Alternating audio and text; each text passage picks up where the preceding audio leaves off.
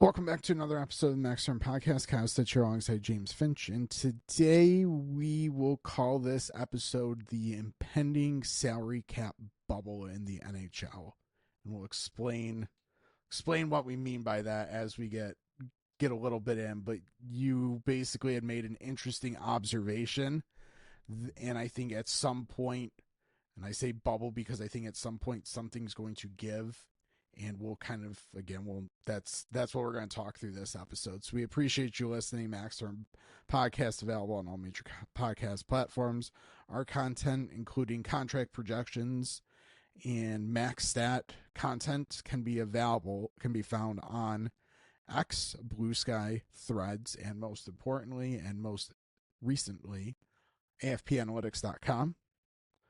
Contract projections, basic years, average annual value, their user-friendly, sortable, filterable table, free for everyone. Then we have some premium content behind a paywall.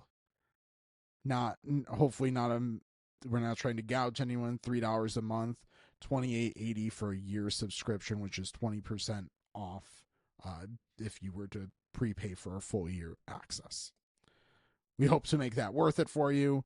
Hope to continue to improve it. If you are using our website and you notice any issues, bugs, something, definitely let us know, and we're going to do our best to update and fix things as we have the time and ability to do so.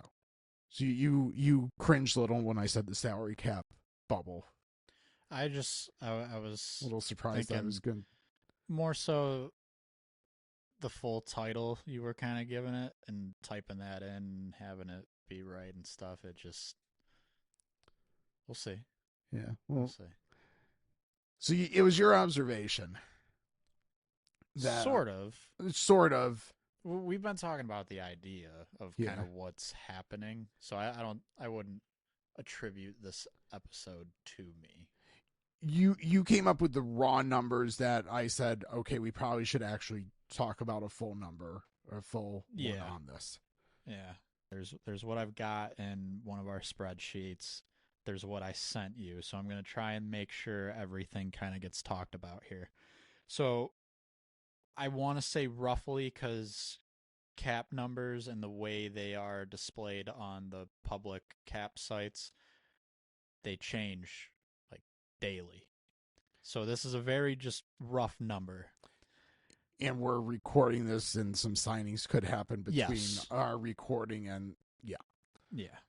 So right now, there's roughly $813 million in cap space for next season. That is a lot of money, but remember there's 32 teams. And another thing to remember here, and I have to constantly remind myself, is teams do not spend to the cap. Some teams do, but every year there are even close to half the league has $5 million or more in cap space. Especially this season's an example of that. Yeah, far from a requirement to be near the ceiling. Exactly.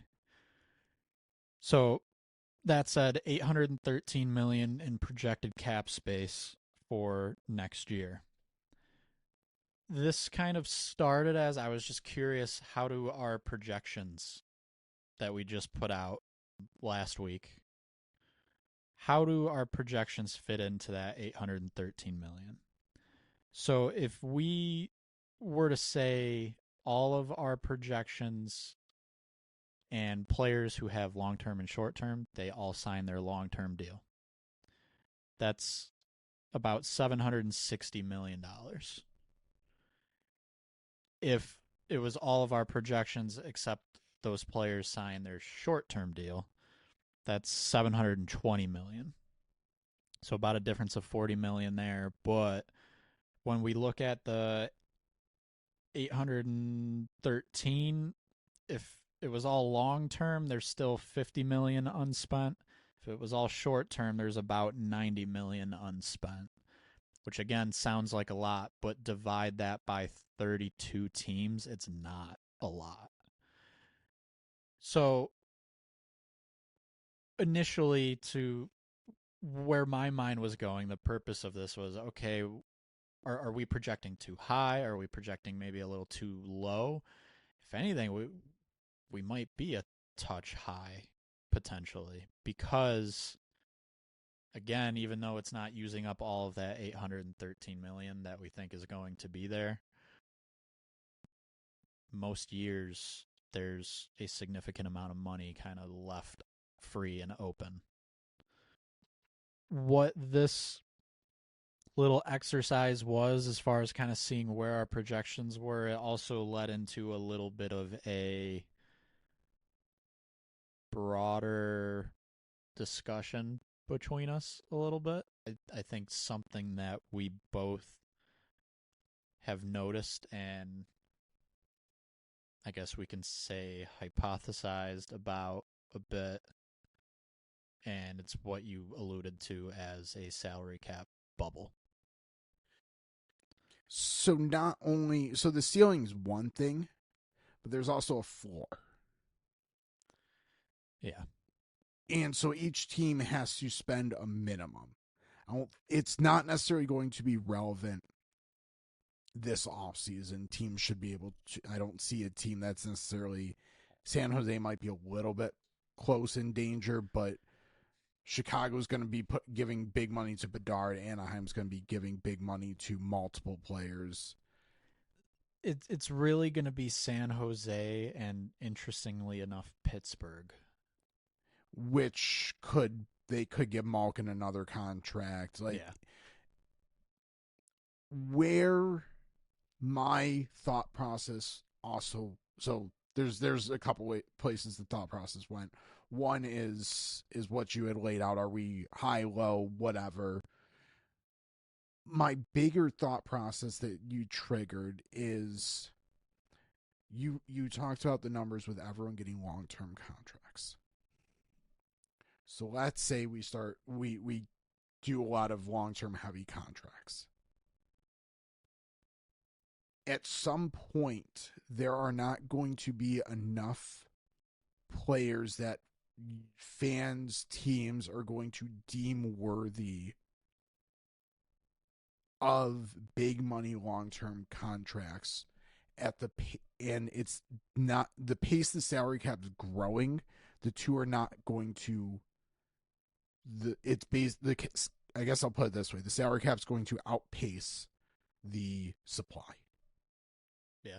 At some point, if everyone keeps going long,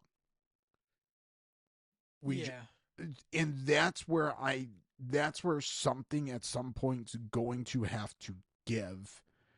And I think it was this off season, or maybe not this off season, but it was reported at some point that hockey related revenues are actually outpacing what the NHL had projected, which would normally lead to a salary cap increase even more than expected next year.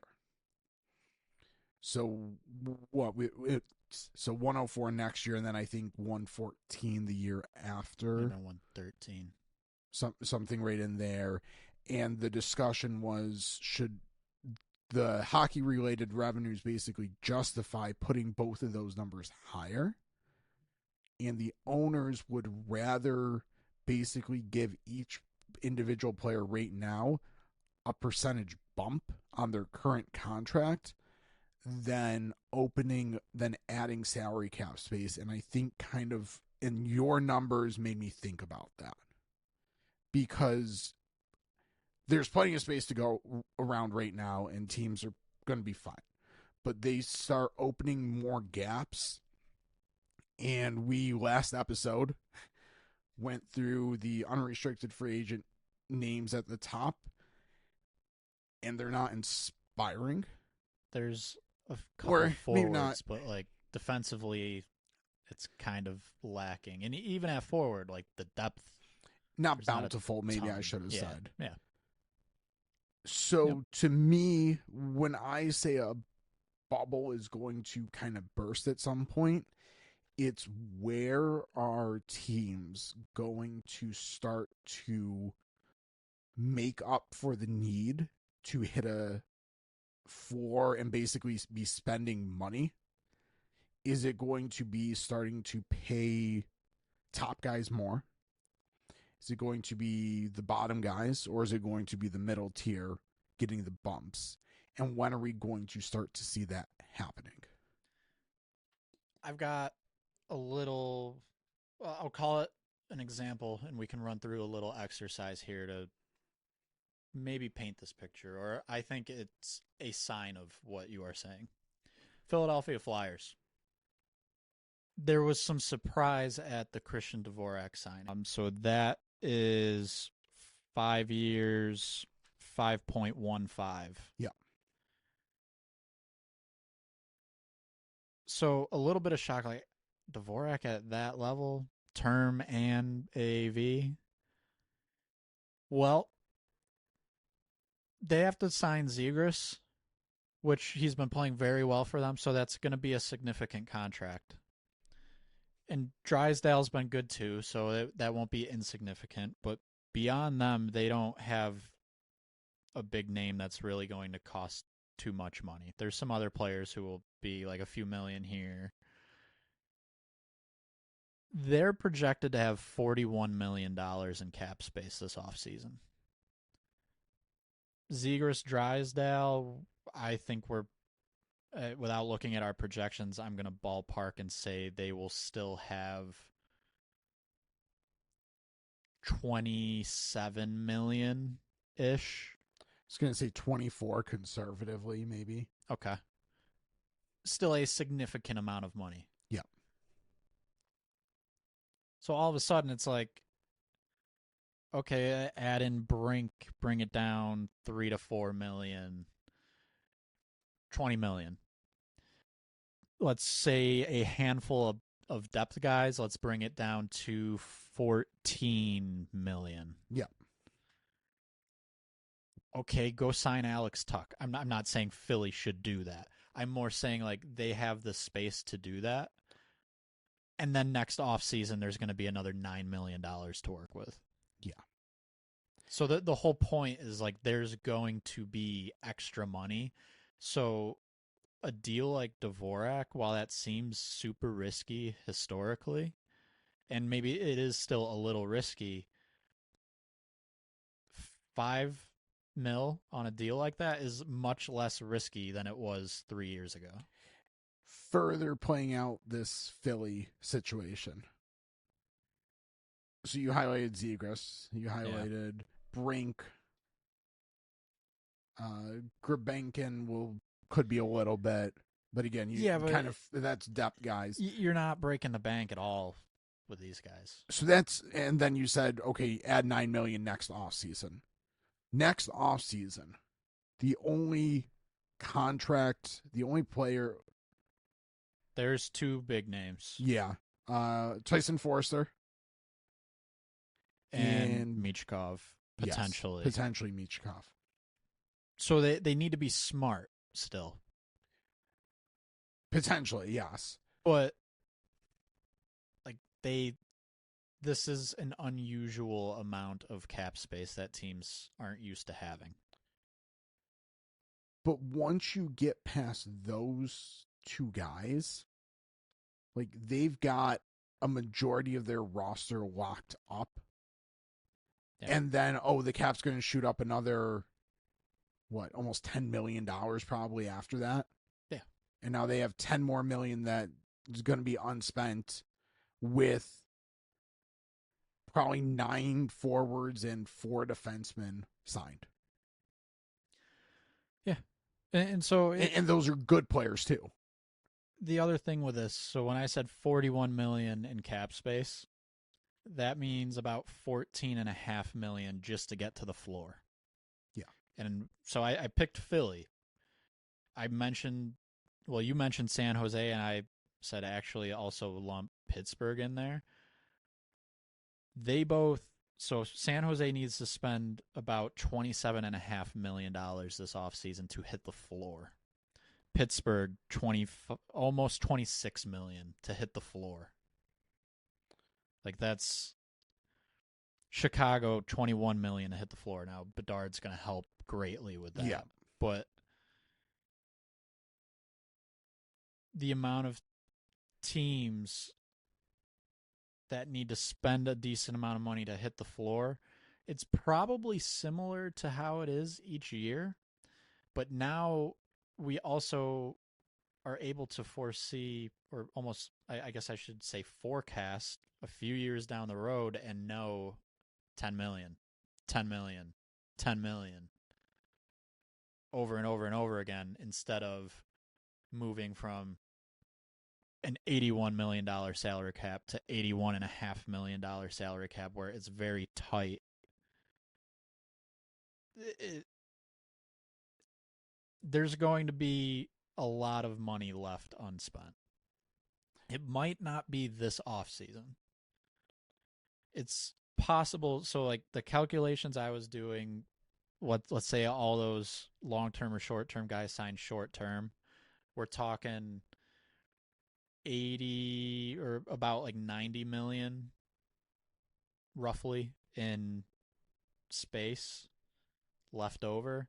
You divide that by half the league, and like half the league has 5 million ish. That's not good math, but generally, like, this year, it's pretty much half the league at that level, and everyone else a bit tighter.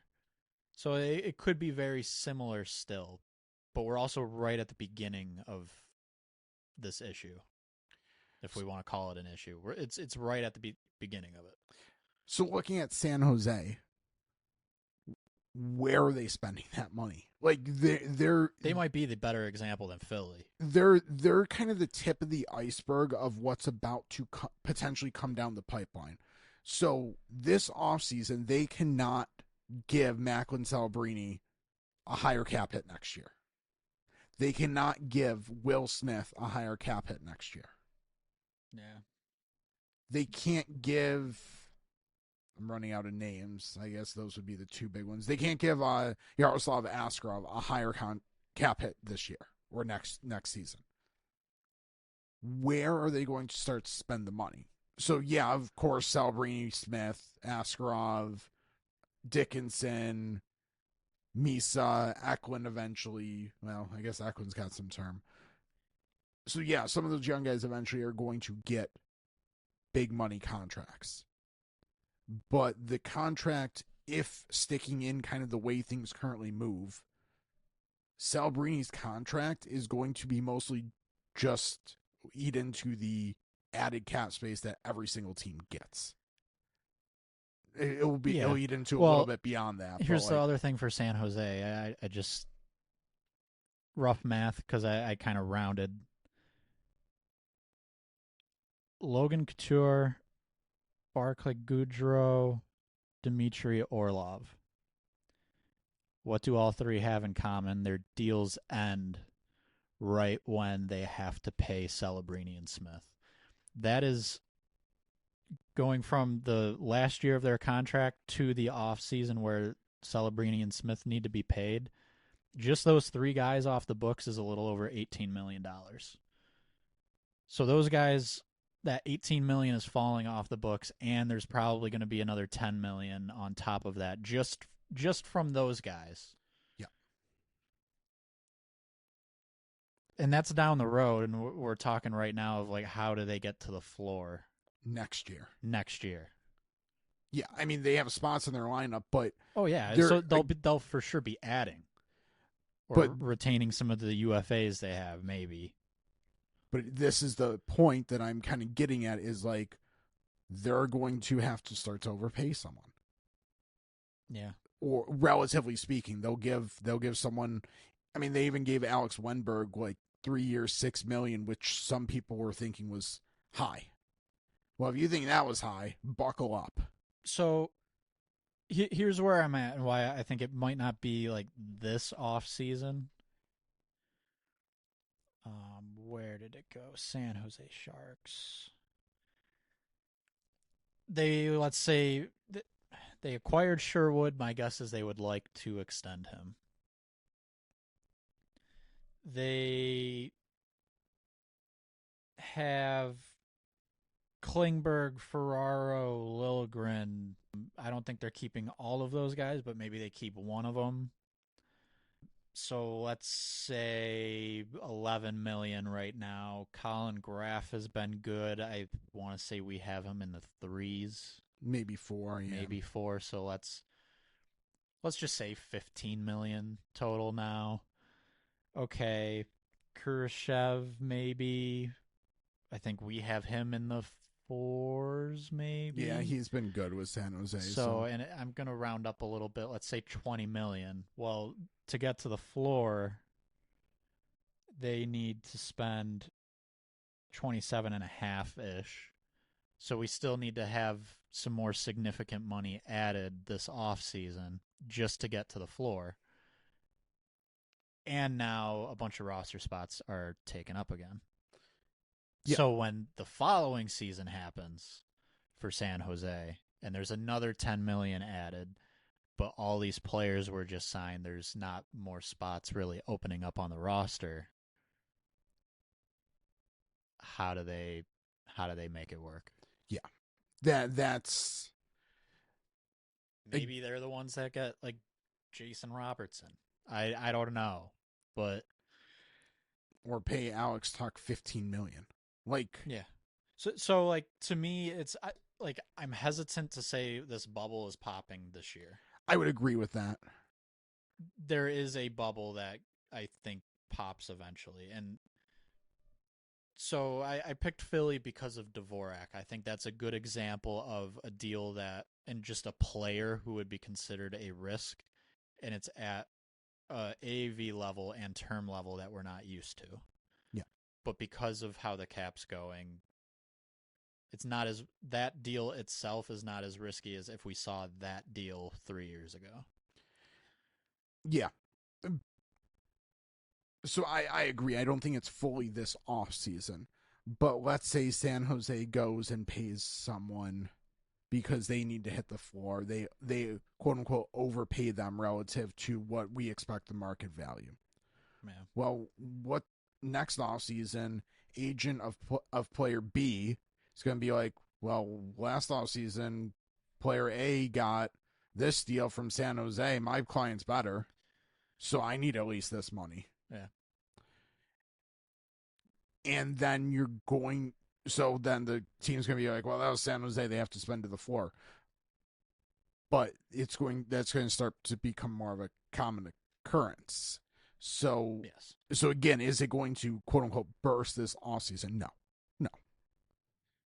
Is it going to lay the groundwork for something to happen?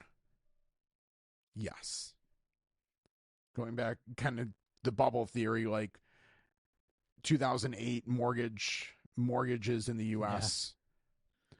Bunch of subprime mortgages were packaged with premium ones, and then eventually those went under, and that's how financial giants fell.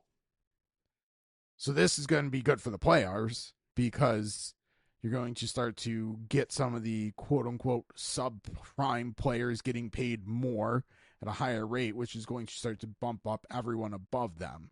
So this is very good for the playoffs, but players. But at some point, something's going to have to give in some area of it. And are you going to bump up the premium assets, or are you going to continue to push up the subprime type of ones?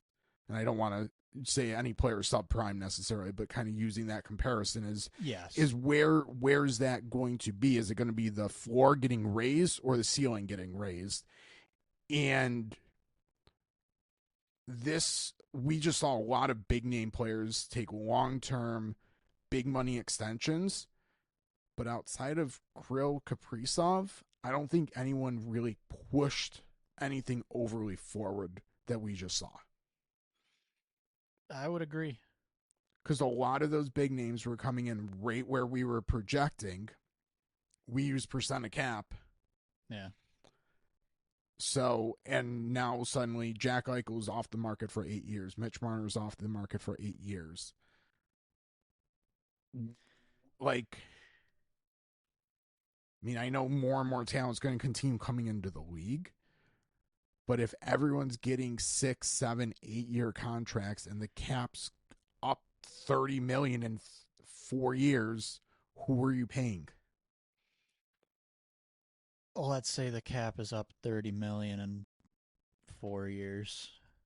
So we're at 130, 140. Yeah. It's very possible there's also 2 more teams. Very fair. So there's another 280 million Yeah. potentially. Yeah. Doesn't all have to get spent. Wherever the floor is at that point would really be the for sure extra money. But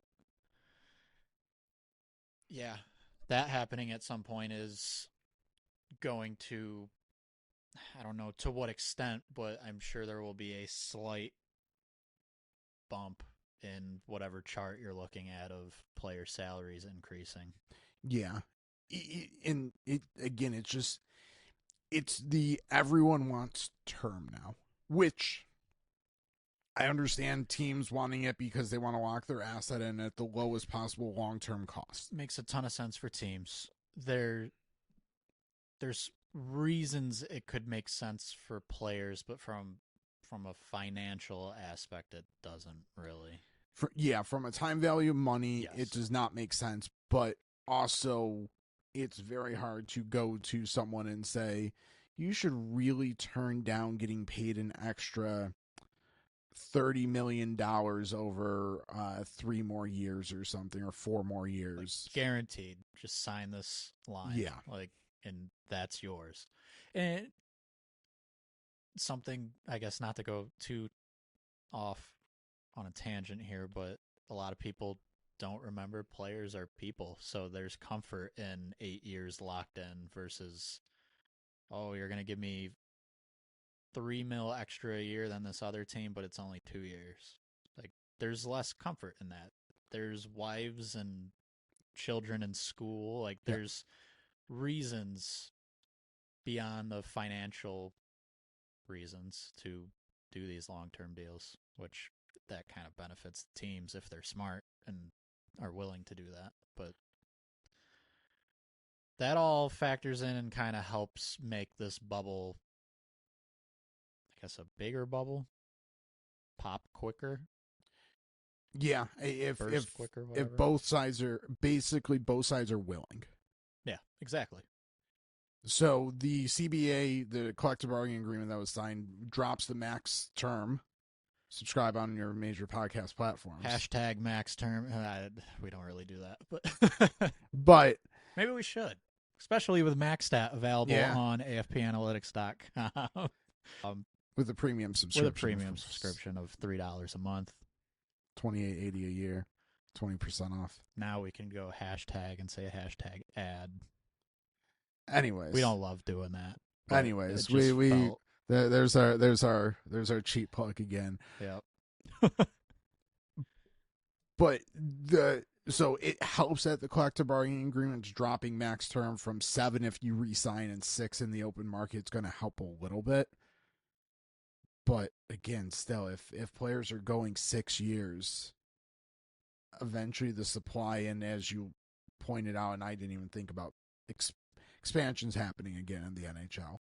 I think you look at this season and how much parity there is. Like this, I don't know if I want to push back on that or not. I'm going to give kind of the devil's advocate. I don't know if there's more parity versus it's just oddly split East versus West more so than usual. Or it's the point. It could be a point system issue that teams are now also taking. Possible. Maybe reaping a little bit more. Like, anyways. But yeah, East much stronger than the West, kind of lopsides and makes it look really bad. But. Yes.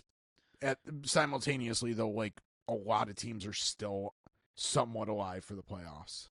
Yeah. So there's starting to become a little separation, but like there was how many months in the season that the Eastern Conference no one was below 500 point percentage? Right. Yeah. How long in? Like okay, is it whatever the cause couple is? months. But you could look at that and say there's enough talent here to spread this a little bit thinner. You can look at those results and say we can put another team or two in to actually have some teams that are not as good and some teams rising to the top or something like that. Not saying it's the best argument, but it certainly could be something when $2 billion per team is floated in front of the owners that they can point to as a potential data point reason for why they're doing this. Yes, that they could point to, because really they don't need any justification other than there's $2 billion.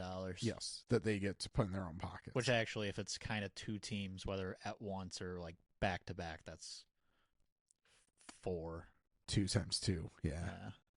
Or maybe even a little more the second one. Yeah. If it's not at the same time. Yeah. Yeah, so I guess this is a conversation of salary cap bubble. Is it going to burst right now? Probably not. Is it forming? Yes. Yeah. And who's probably going to benefit? And it's probably players that you as a listener would consider like third line. Yeah. Maybe 4 or 5 defensemen, third line forwards. I think those are the players that you're going to see the most increase in, because those you can argue there's enough upside to maybe be second line or like use some second line players as comps. I wonder. So McDavid signs for 2 years. Yeah. Which kind of left Kaprizov being like a unicorn. He's by himself. Yeah. But in general, McDavid's kind of the guy in the NHL. If after those 2 years he says, you know what, I haven't won a cup yet. Sorry, I can't even make fun of the Oilers. Sorry, Oilers fans. If after those 2 years he just goes and gets paid. Yeah. Does everyone now say, okay, McDavid went up, let's all go up? Like, did him staying low AAV help a team tell Jack Eichel, hey, like, this is kind of where you're going to be at, versus you're following Kaprizov? That's just kind of a thought. I don't think there's a yes or no for sure there, but could all of a sudden a player like McDavid pull everyone up, and it's not just the third line kind of guys or fringe second, third pair defensemen. It's more so everyone a little bit, maybe.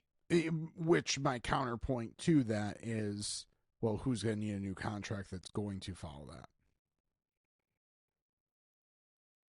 Well, no one this year. Yeah.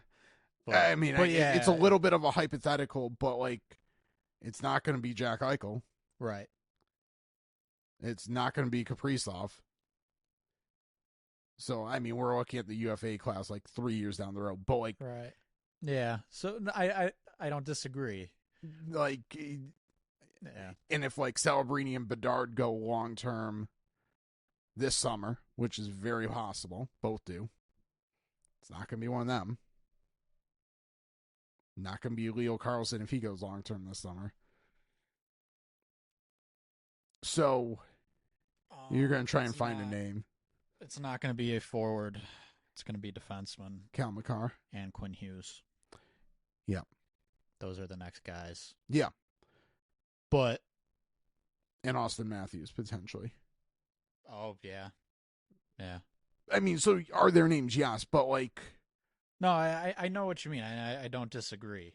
The third line, like, that's almost already happening. Yes. Dvorak's kind of an example, even though he's playing a little bit bigger of a role. And some defensemen who are those fringe second, third pair are already getting inflated numbers. Yeah. I'm trying, like, just conceptually, it's very hard to wrap your, like, I think I hope as a listener you kind of are latching on to the point that I'm trying to make, and I keep hammering it because I think at some point it's got to be talked about. It's got to be. And we haven't laid it out this way, but we've been saying for like a couple years now, like, hey, third liners are going to be making $5 million. Well, that, like, I guess another example, Wenberg is more second line with San Jose, but what he traditionally is as a player is kind of that fringe second, third line, $6 million. Just going to have to get used to lower half of the lineup players making a good amount of money each year. Yeah, which because there's more money to spend. It's great for the playoffs. I keep saying playoffs. Players. It is. Yeah. Like it's very good for the sport, very good for the players. But yeah, as a fan, gotta adjust, and at some point, some crazy money is going to start getting thrown around because it has to. Yep. Can I play devil's advocate with your McDavid point real quick? Yeah. So 2 years are up, hasn't won a cup in Edmonton. Decides, okay, I'm out. But instead of looking for the big payday, he wants that cup. So he goes and finds a place where he can win the cup and ends up on takes the exact same contract again. For example. San Jose. Sure. Can you imagine that? But that'd be awesome. McDavid celebrating. They're gonna have cap space. I don't want to go down that road. No, but I don't disagree with you. But that's possible. Yeah, and then suddenly so I'm not saying like that isn't possible. I'm saying I could see McDavid. He's the one who's capable of just grabbing the entire market and pulling it up. Yes. Kaprizov did not do that. No. McDavid sets the bar for everyone. Makar and Quinn Hughes do it for defense. Can as well. Yep. Yes. And kind of everyone. So but we're both saying the same thing here is at some point, either a player or agent or team is going to have to step up and say, we're pulling the top guys up. Yeah. It's exactly what you just said about my McDavid theory. Cal Makar could take less to stick with Colorado. Yeah. Quinn Hughes could take less and say, yeah, let's fit my brothers in Minnesota too. Yeah. Let's all become residents of Michigan and take advantage of a little tax loophole and save a bunch of money. And yeah. I wrote an article on that a little while ago, afptax.com. Should probably actually tweet that, post that a little bit. Probably be an interest. Anyways, tangent there. But yes, exactly. Like the mentality of hockey players is to be team first guys and like look at, I have enough money. I'm okay financially. I want to win. I'm going to leave room for other guys for my team to pay other guys to come in. Yep. Or I want to fit in Makar's case, I want to fit in and make sure that I'm maybe equal with McKinnon pay-wise, but I don't want to go over because we're both equally as important, and that matters. Yeah. Like, again, I think the big takeaway is if the top guys are going to get pulled up, someone's going to have to make the leap and start doing it. Because Kaprizov alone was not enough. Which in a way is crazy because he's very good, but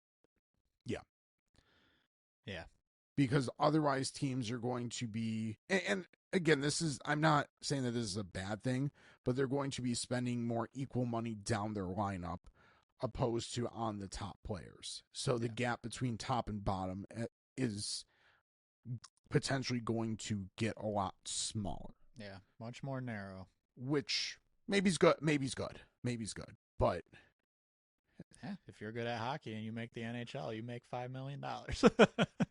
Yeah. Like if that's how it ends up being, all right. It kind of throws us out of business a little bit, but Yeah. Yeah, then instead of being 300,000 off being good, we got to be like 30,000 off then. yeah, because everyone's making the same. Yeah. Any other points there? I don't think so. I think just for me to end it, at least for me, it's reiterating everything we're talking about. It might not be noticeable right now, right away this off season per se, but over the next couple years, it should become much more obvious. Yep. I think I've made my point. Yeah. Top guys, someone's got to start moving the top guys up, or the floor is going to get very close to the ceiling. Yeah. With that, appreciate you listening. Hope you kind of have a little bit insight into the. Hopefully, this episode gave a little insight. Was a little bit interesting. I know a little bit different, but I think it was I enjoyed this discussion. I think it was fun to have, and I think that we as like a hockey community, like analyst community, need to start thinking about this.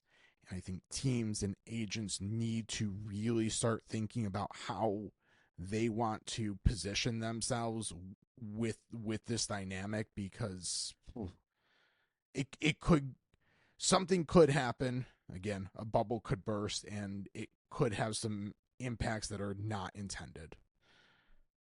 So appreciate you listening. Max Stern Podcast, available on all major podcast platforms. Our content, including contract projections and Max Stat, available on X, Blue Sky, Threads, and most importantly, AFPanalytics.com. Contract projections, years, average annual value, total value, free, available to everyone. Nice, user-friendly, filterable, sortable table. If you're looking for more, including comps, tax information, your own generating graphics yourself, max that yourself, premium subscription. Again, we're hoping to keep it affordable, $3 per month, or sign up for a year, get 20% off, $28.80 for the year commitment. We do appreciate it. If you do subscribe to the premium content, you are welcome as a content producer to reuse our work with proper credit to us. But let's all benefit from making good content. With that, we'll talk to you next time.